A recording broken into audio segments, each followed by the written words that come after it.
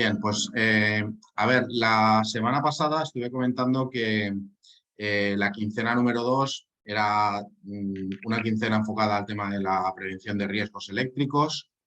Yo creo que estuve comentando prácticamente la totalidad de las actividades y también os comenté que seguramente en esta segunda tutoría que tenemos para esta quincena 2 la dedicáramos ya a algunos conceptos para la quincena 3, ¿vale? Pues entonces, pues nada, eso es lo que voy a hacer, ¿vale? Vamos a adelantar un poquito contenidos de la quincena 3 que creo que os pueden venir bien de cara a esta quincena que se va a abrir la semana que viene. Bien, entonces, de hecho la voy a abrir ya, que no se me olvide. Vamos a abrir la quincena 3. ¿Vale? Vamos a esto.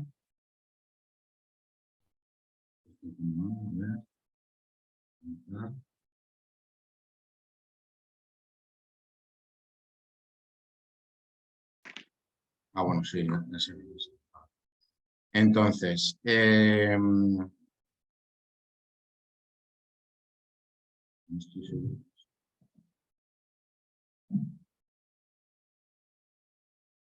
Vale. Bueno, entonces la quincena 3 lo vamos a dedicar a conceptos eléctricos generales. Y bueno, pues básicamente es conocer lo que es la electricidad, las magnitudes más importantes de voltios, amperios, sus relaciones, resistencia, vatios.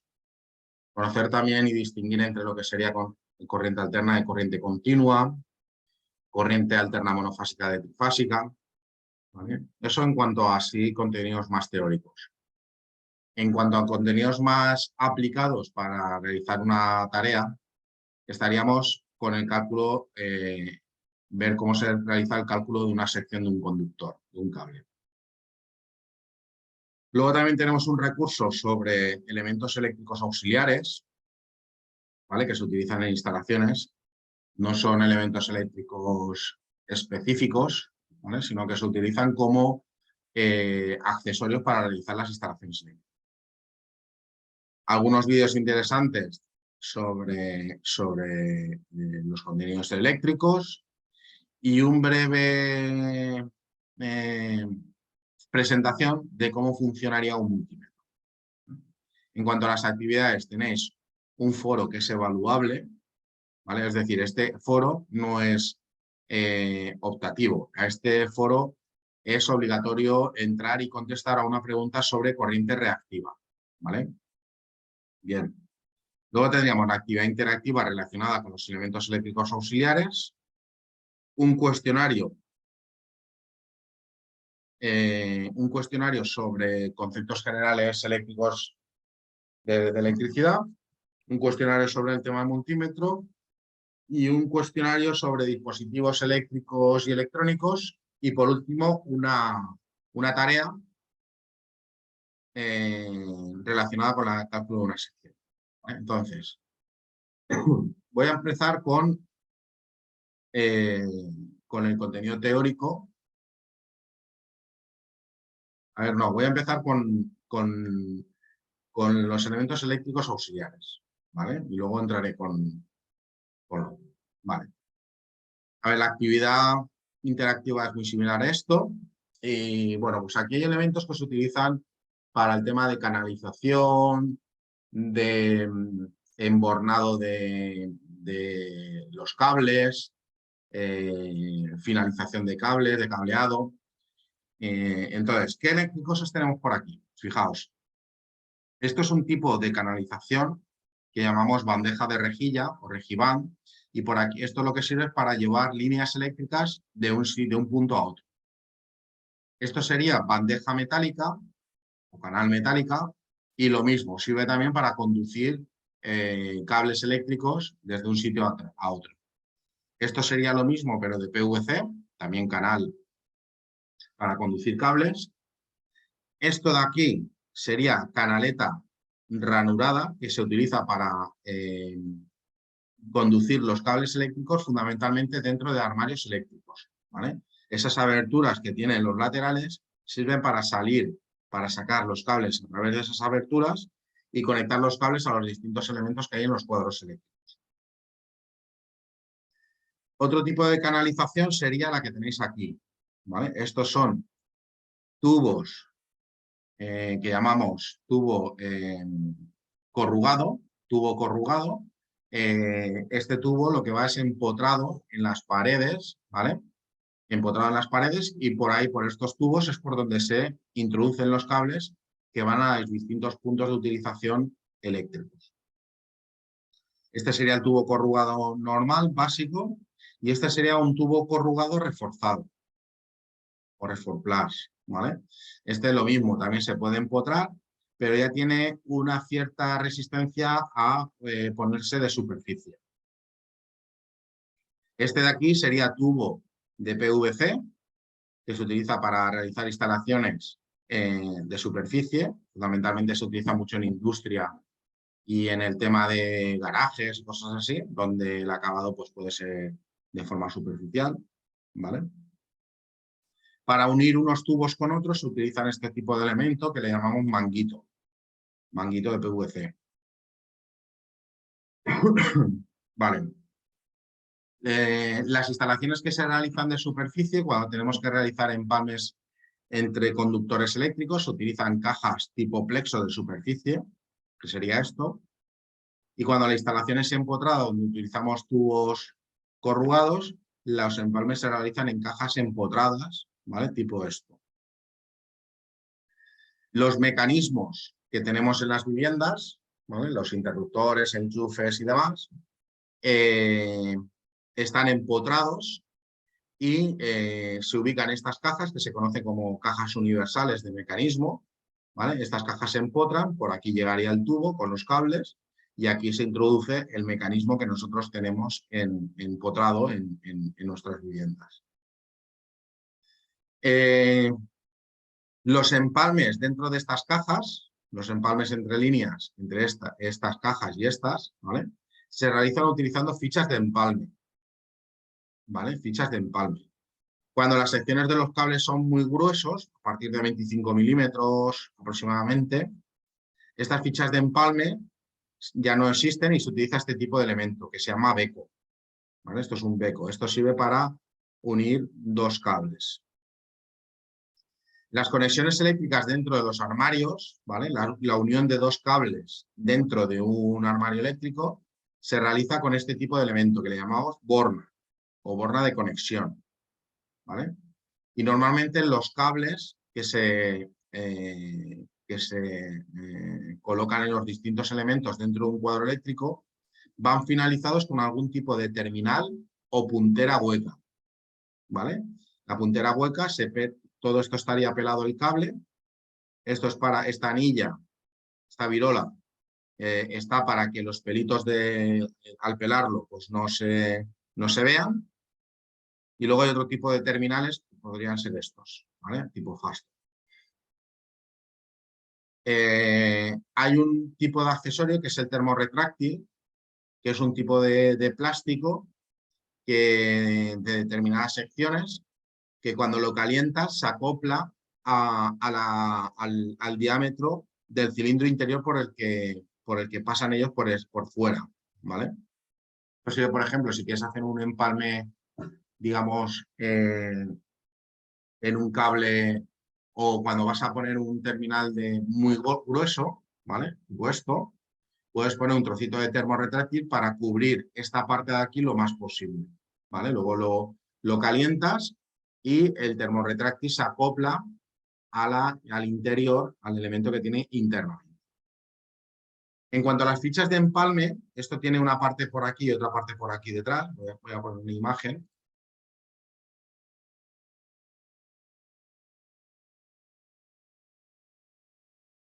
Estas fichas de empalme, como veis, puede entrar por aquí o puede entrar por aquí, ¿vale?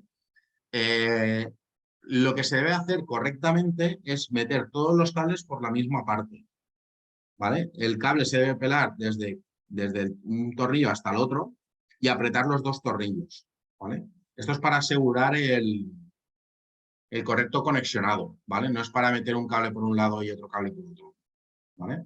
Eso se puede hacer en ocasiones muy concretas, pero vamos, no es lo que toca, ¿vale? Todos los cables que queramos empalmar se meterían por el mismo sitio, pelando una distancia que llegue hasta el segundo tornillo y apretando los dos tornillos.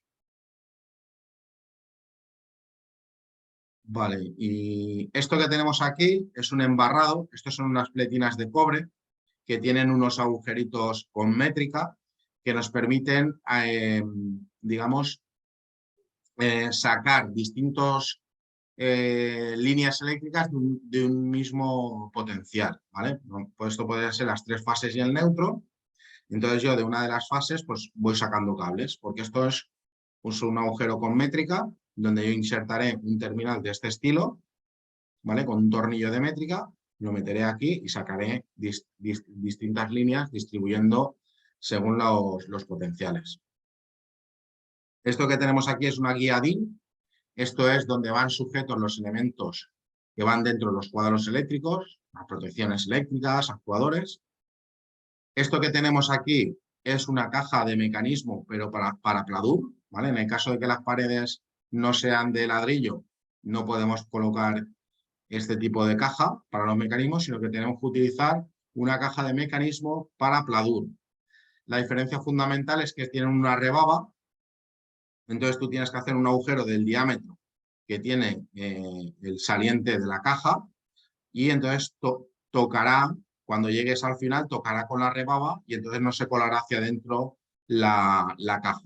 Luego tiene aquí unos tornillos que tú vas apretando y va tirando hacia atrás unas pestañas que vienen por aquí, correderas, hasta que tocan y hacen presión sobre el espesor del pladur. Esto que tenéis aquí es un peine de interconexión. El peine de interconexión lo que permite es realizar puentes de conexionado fundamentalmente entre protecciones eléctricas, ¿vale? Para puentear de una protección a otra. Existen de otro tipo, de otra forma que se utilizan para puentear bornes y también se llaman peines de interconexión. Y estos dos elementos que tenemos aquí son rácores o prensastopas, depende.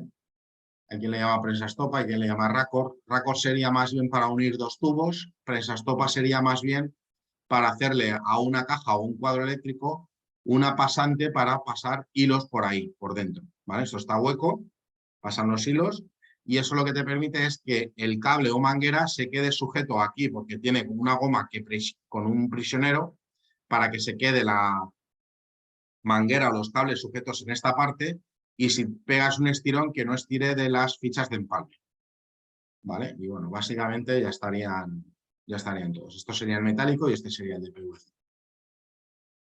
Vale, pues una vez visto esto también, vamos al documento fundamental de la quincena 2.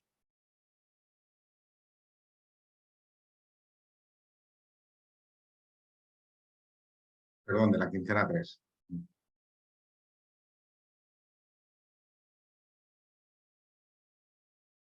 Vale, sería este.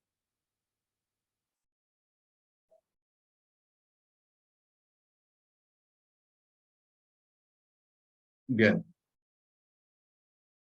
Bueno, lo primero que tenemos que tener en nuestra cabeza para enfrentarnos a las tareas eléctricas es lo que es un circuito eléctrico. Un circuito eléctrico necesita de una fuerza electromotriz que sería el generador de energía eléctrica. Aquí en este circuito sencillito sería la pila. En una máquina industrial pues sería la toma de alimentación. Esa alimentación eléctrica de la toma puede venir de un generador de gasoil, puede venir de la central nuclear, de la red de distribución, puede venir de una planta fotovoltaica, puede venir de lo que venga, ¿vale? Pero al final necesitamos un punto de conexión donde exista una diferencia de potencial, ¿vale? La diferencia de potencial, en este caso, es la que nos está dando la pila, ¿vale? La diferencia de voltios que hay entre el polo positivo y el polo negativo. Luego puede haber un elemento de mando, ¿vale? Que en este caso he dibujado un interruptor. El elemento de mando es el que va a dar la lógica de funcionamiento al circuito. Cuando apriete el interruptor se encenderá la luz, cuando suelte el interruptor se apagará la luz. La luz en este caso hace la función de receptor, ¿vale? Receptor es toda carga o todo elemento eléctrico, mejor dicho, que está conectado entre el polo positivo y un polo negativo, o entre, mejor dicho, entre polos distintos, ¿vale? Puede ser positivo o negativo, puede ser fase y neutro, puede ser fases distintas, ¿vale? Y los elementos que interconexionan estos elementos son los conductores, ¿vale? Normalmente son cables eléctricos de cobre, pero podrían ser pletinas de cobre, podría ser cable de aluminio, podrían ser pistas en un circuito impreso de oro, incluso de plata, dependiendo de los requisitos que se necesiten. Francisco, ¿puedes cerrar el micro, Francisco, por favor? Vale, gracias. Si tenéis alguna duda, me lo decís, ¿vale? Es que estaba entrando mucho ruido. Vale, ¿qué magnitudes eléctricas vamos a manejar? Vale, pues las tres principales ahora de entrada serían el voltaje, la intensidad y la resistencia, ¿vale? El voltaje es la diferencia de electrones que existen entre dos puntos eléctricos, ¿vale? Entre dos puntos. Ya he comentado que el voltaje también le podemos llamar diferencia de potencial, también le podemos llamar tensión eléctrica, voltaje eléctrico, fuerza electromotriz, ¿vale? Estamos hablando siempre de lo mismo, ¿vale? Las unidades en las que se mide el voltaje son los voltios. El símbolo del voltaje en corriente continua o de una fuente, o en este caso de una pila o de una batería, sería este que tenéis aquí, en el que el palo más grande representa el polo positivo y el palito más pequeño el polo negativo. Bien, luego tenemos la intensidad. ¿Qué es la intensidad? Pues la intensidad es el número de cargas por unidad de tiempo que pasa por un determinado punto, ¿vale? ¿Y qué son esas cargas? Pues esas cargas son los electrones, ¿vale? Esas cargas son los electrones. ¿Y por qué se mueven los electrones y pasan por un hilo? Pues eso ocurre porque existe una diferencia de potencial, ¿vale? Una diferencia de potencial. ¿Qué es lo que significa esto? Pues que en este sitio de aquí hay menos electrones que en este de aquí. Entonces, la materia intenta hacerse neutra y lo que ocurre es que los electrones que sobran de aquí, si tú unes este punto con este punto, los electrones que de aquí sobran, encuentran un camino para ir a donde hay menos electrones y se desplazan a otro punto, ¿vale? Esto es como cuando llegas a la playa y está toda llena de gente, pues intentas buscar si puedes llegar a un sitio donde haya menos. Los electrones se comportan de la misma forma. La cantidad de electrones, es decir, la cantidad de personas que pasarían por la orilla de la playa para ir de un punto a otro, por unidad de tiempo, es la intensidad, ¿vale? La intensidad de personas que pasan por ahí, en este caso, la intensidad de electrones que pasan por un punto en unidad de tiempo, eso es la intensidad que se mide en amperios, ¿vale? Y la letra es la A. Vale, y luego estaría la resistencia, el concepto de resistencia. El concepto de resistencia es la oposición que encuentran los electrones cuando tenemos unido el punto positivo con el punto negativo, es decir, tenemos un camino, no es que estén unidos directamente, hay un camino para llegar del positivo al negativo, pero hay una resistencia, ¿vale? Los electrones encuentran una resistencia y tienen que ser capaces de llegar al negativo. Si no son capaces de llegar al negativo, no habrá corriente, ¿vale? Para que haya corriente tienen que llegar al negativo. Pues eso lo conocemos con resistencia. Y la resistencia se mide en ohmios, que se representa con la letra omega. Y bueno, en el caso de un conductor eléctrico, ¿vale? Un cable, la resistencia del cable dependerá del material con que esté hecho el cable, dependerá de la sección que tenga el cable, es decir, lo gordo que sea, y también dependerá de la longitud que tenga el cable. Y además también depende de la temperatura, ¿vale? A mayor temperatura, mayor resistencia. ¿Eh? Pero bueno, ese dato lo vamos a obviar de momento y nos vamos a centrar en la sección y longitud fundamentalmente, porque la mayoría de cables que vamos a utilizar siempre son de cobre. ¿Eh? El parámetro con el que digamos, depende la resistencia del tipo de material, ¿vale? Es la resistividad. La resistividad es el parámetro que tiene cada uno de los materiales que existen, la magnitud que representa la resistencia que ofrece ese tipo de material, la resistividad que ofrece ese material al paso de corriente, ¿vale?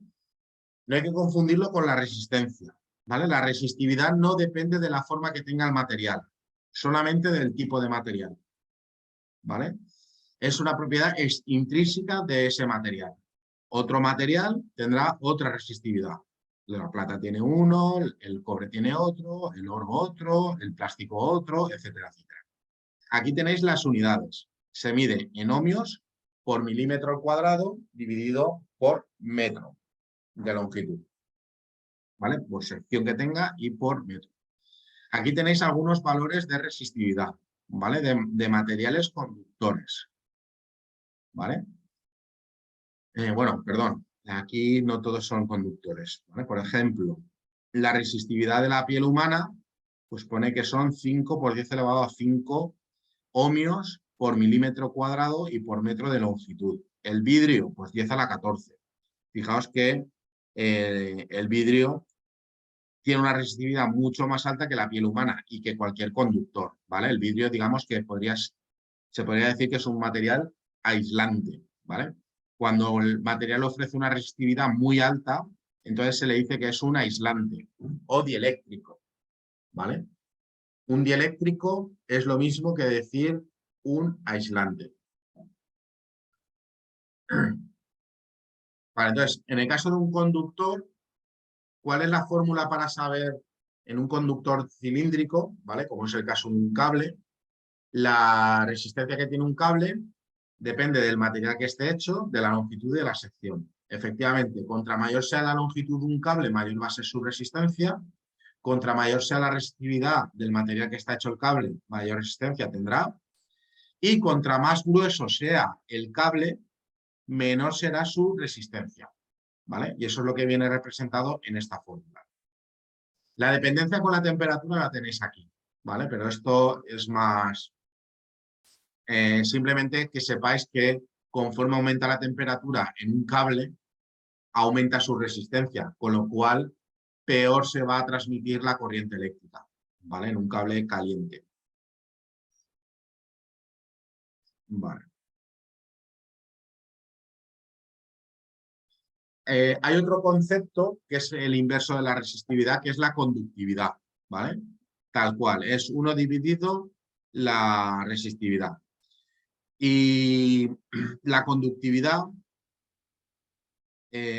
aquí no lo pone porque lo pone con estas unidades, pero estas unidades se llaman Siemens también, ¿vale? Lo digo por si alguien ve por ahí que la conductividad se mide en Siemens. Siemens es metro partido ohmio milímetro cuadrado, sin más. Bien, entonces los materiales se pueden dividir según si conducen o no conducen la electricidad en conductores, aislantes y semiconductores. Conductor está claro, presenta una baja resistencia al paso de la corriente. Aislante está claro, presenta una resistencia al paso de la corriente muy elevada. ¿Y qué serían los semiconductores? Son materiales que en determinadas circunstancias se comportan como conductor y en otras circunstancias se comportan como aislantes, ¿vale?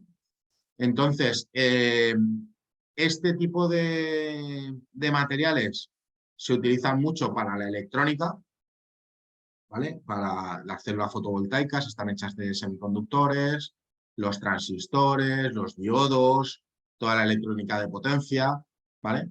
Y el material que más se utiliza es el silicio, ¿vale? El silicio es el material semiconductor por excelencia. ¿Cómo se relacionan los tres parámetros de intensidad, tensión y resistencia? Pues se relacionan con la ley de Ohm, ¿vale? Sabemos que la intensidad que pasará por un conductor será el voltaje que tenga el conductor entre sus extremos dividido por la resistencia que tenga ese conductor, ¿vale? Y esa será la intensidad que pase por ese cable. Luego están sus derivadas. También podemos saber cuál es la tensión en función de la intensidad que pasa y la resistencia que tiene un cable, y cuál es la resistencia si sabemos la tensión y la intensidad que pasa. Bueno, llega el momento de diferenciar entre lo que es corriente continua y corriente alterna. Cuando hablo de corriente, me estoy refiriendo al término más general de la electricidad, ¿vale? No me estoy refiriendo a los amperios, ¿vale? Que también, pero no. O sea, me estoy enfocando al concepto más general, ¿vale? Es una palabra que se utiliza. ¿Qué tipo de corriente tienes en el enchufe? ¿De alterno o de continuo? ¿Vale? No te estás refiriendo al consumo que tiene de amperios, ¿vale? Un concepto general. Bien, entonces la corriente eléctrica puede ser continua o corriente alterna. La corriente continua es un tipo de tensión o, bueno, tipo de corriente en la que los valores de tensión o de intensidad no fluctúan en el tiempo, sino que es un valor constante, ¿vale? Además, se caracteriza también porque tiene polaridad, ¿vale? Los receptores tienen un polo positivo y un polo negativo, y la alimentación también tiene su polo positivo y su polo negativo, ¿vale? Que se mantiene en el tiempo. La forma abreviada en la que encontramos la designación de si un receptor es de corriente alterna o continua es con las palabras, con las letras DC o CC, o con un simbolito de, vamos a ver si lo vemos, símbolo.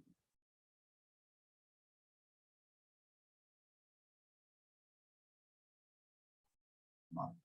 Esto sería corriente continua, esto sería corriente alterna, ¿vale? Nosotros en un receptor, ¿vale? En un cargador de móvil, por ejemplo, en la entrada del cargador, que es lo que enchufamos en la pared, entraría corriente alterna, y lo que es la salida tendríamos este simbolito, ¿vale? Simbolito de corriente continua, porque el cargador del móvil lo que nos da es corriente continua, y la entrada tenemos alterna. Vale.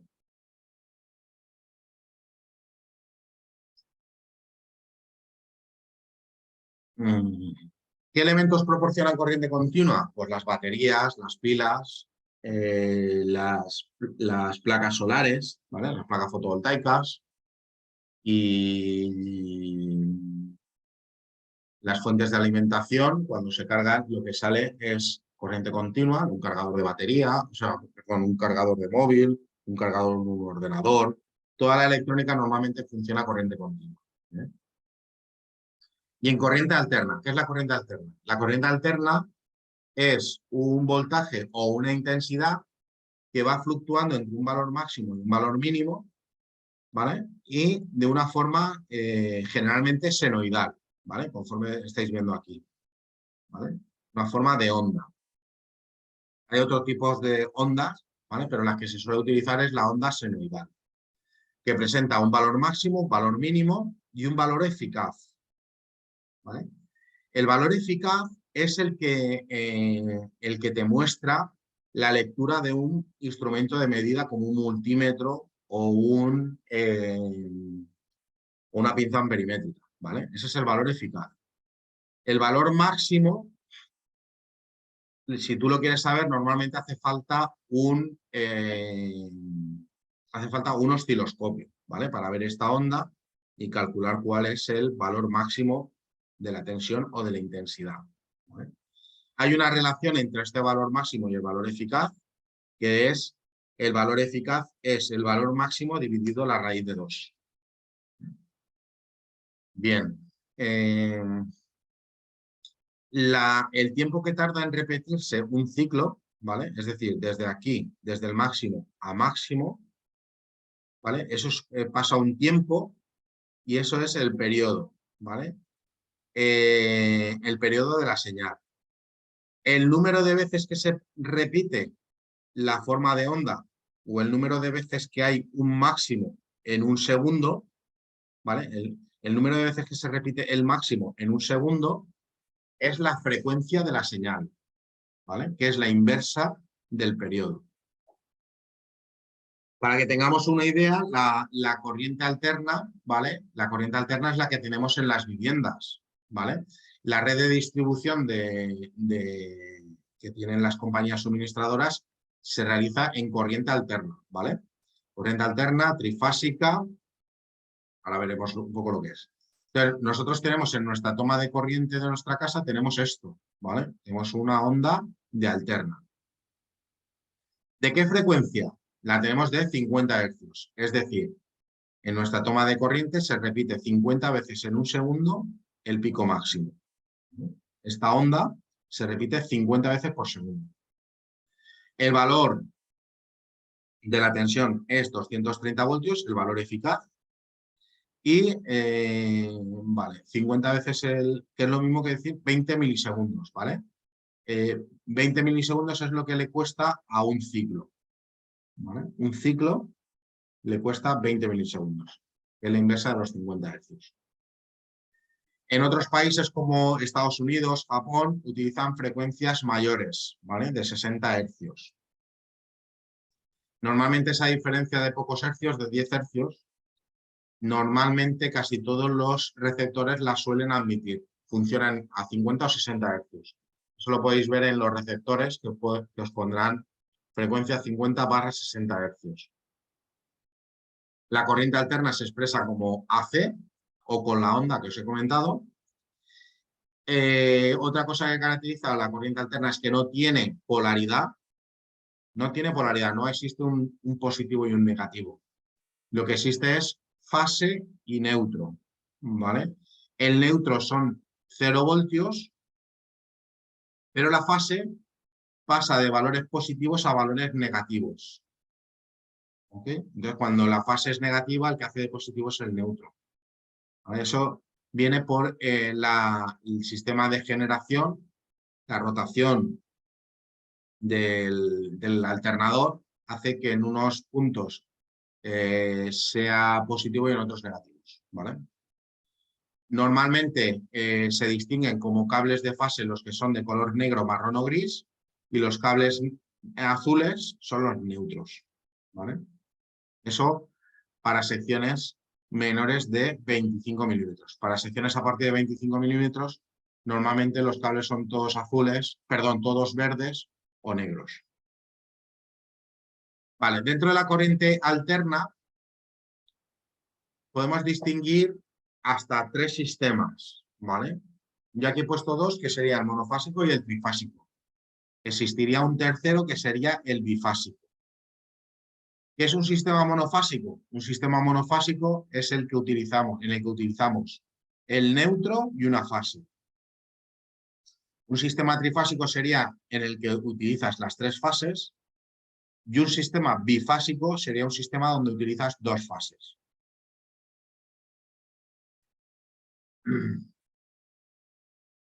Este sería un sistema monofásico, este sería un sistema trifásico. ¿Qué es lo que vemos en un sistema trifásico?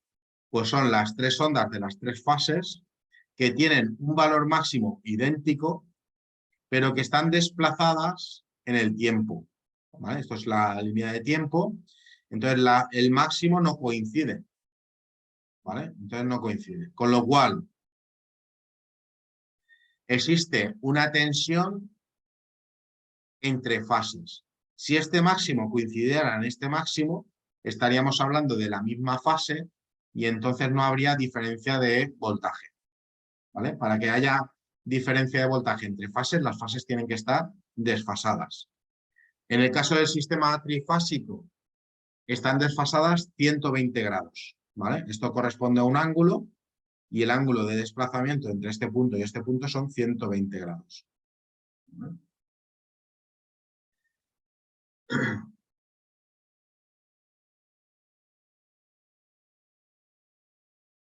Vale.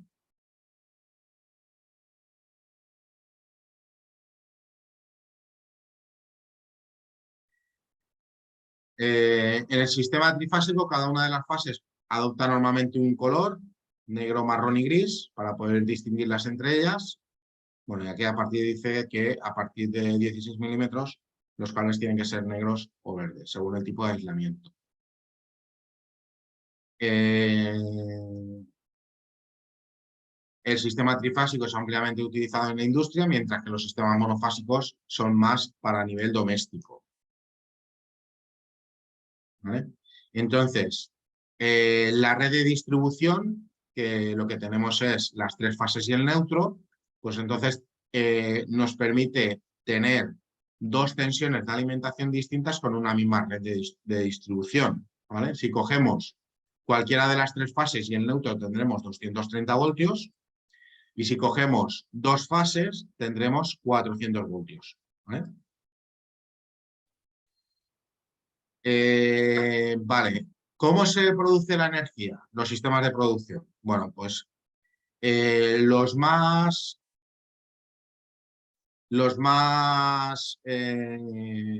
utilizados, ¿vale? O los que más diferencia de potencial generan serían los de acción magnética, que serían los que se producen en los alternadores, y luego estarían ahora también el de acción de luz, que sería el que producen las placas fotovoltaicas, ¿vale?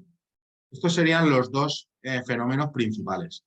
Bueno, perdón, y también estaría la reacción química, que serían las pilas, ¿vale? O baterías. ¿Vale? Esto me lo voy a saltar para que le pegáis una leída. Vale, las pilas y baterías se pueden unir de dos formas. O bueno, se pueden unir de tres formas, perdón.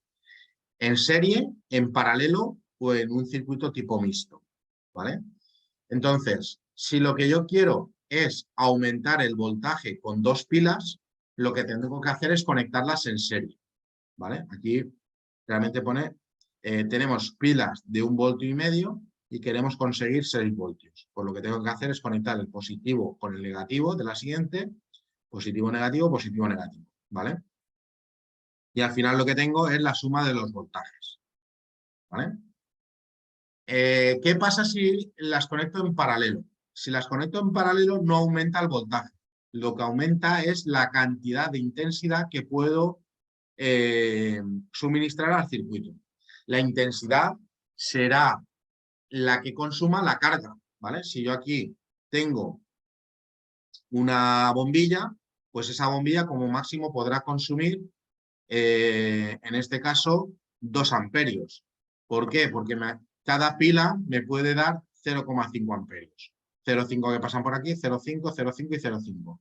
Total, que pasará por aquí, que puede pasar por aquí, son 2 amperios. Si la luz consume 1 amperio, pues pasará 1 amperio, ¿vale? Eso ya se irán repartiendo cada pila. En este caso no. En este caso, como cada pila me da 0,5 amperios, los amperios aquí no se suman, ¿vale? La máxima carga que yo puedo poner aquí es una que consuma 0,5 amperios. Si pongo una carga de 1 amperio, las pilas se van a calentar y se fundirían. Y aquí tendría un circuito mixto, en el que tengo que aumentar el voltaje y también la intensidad. Tengo 3 pilas en serie, con lo cual aquí tengo 4,5 voltios, y si pongo en paralelo otras 3 pilas, lo que hago es aumentar la intensidad de la que me da estas pilas de aquí, con lo cual tendría hasta 1 amperio. 0,5 amperios que podrían pasar por aquí y otros 0,5 que pasarían por aquí. Vale, eso en cuanto a baterías. En cuanto al tema de producción de electricidad por acción magnética, esta sería la principal, ¿vale? La que se produce en las centrales, en cualquier tipo de central eléctrica, que no sean plantas solares, ¿vale? Fotovoltaicas. La solar fotovoltaica se produce por el efecto fotoeléctrico.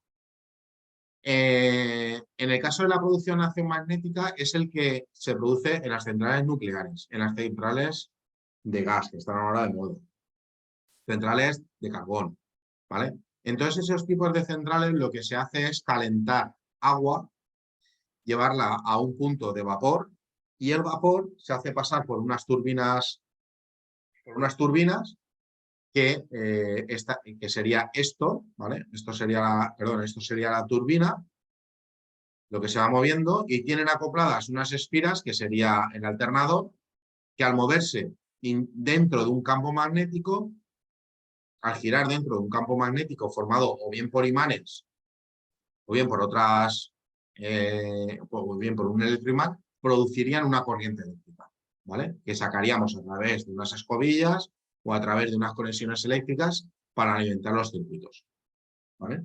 Este fenómeno de inducción electromagnética se conoce como efecto de Faraday, ¿vale? O ley de Faraday, de inducción electromagnética de Faraday.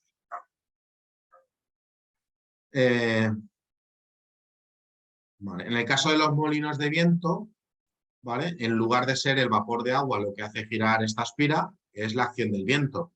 En el caso de una central hidroeléctrica, es el flujo de agua la que mueve la turbina y hace girar esta espira dentro del campo magnético, ¿vale? Esto vendría a ser el alternador, ¿vale? El alternador. Pues casi lo vamos a dejar aquí, ¿vale? Porque ahora viene un poquito de tomate. Vale, ¿tenéis alguna duda? ¿Alguna pregunta?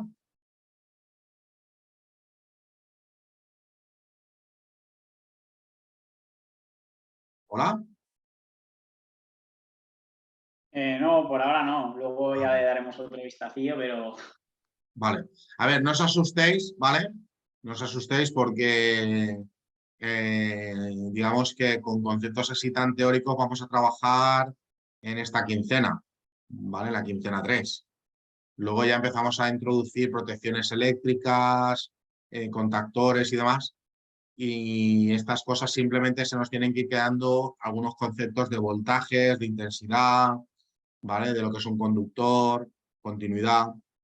Eh, pero esto lo tenemos que dar, ¿vale? La resistencia del cable, las caídas de tensión, todas esas cosas están relacionadas con estos conceptos que estamos viendo ahora, ¿vale? Por eso hay que asentar en unas ideas para poder ir avanzando, ¿vale? Muy bien, pues nada, lo vamos a dejar aquí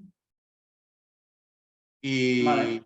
la semana que viene continuaremos, ¿eh? Esto que he estado explicando, lo vuelvo a repetir por si alguien se mete ahora. Esto que estoy explicando es de la quincena 3, ¿vale? Para ir avanzando contenidos, ¿vale? La semana que viene continuaré con este documento y a ver si me da tiempo ya de introducir el cálculo de la sección de un cable, ¿vale? Que es la tarea que tenéis que hacer, ¿vale? Vale, perfecto. Muy bien, chicos, pues nada, la semana que viene nos vemos, ¿vale? Vale, hasta luego. Venga, hasta luego.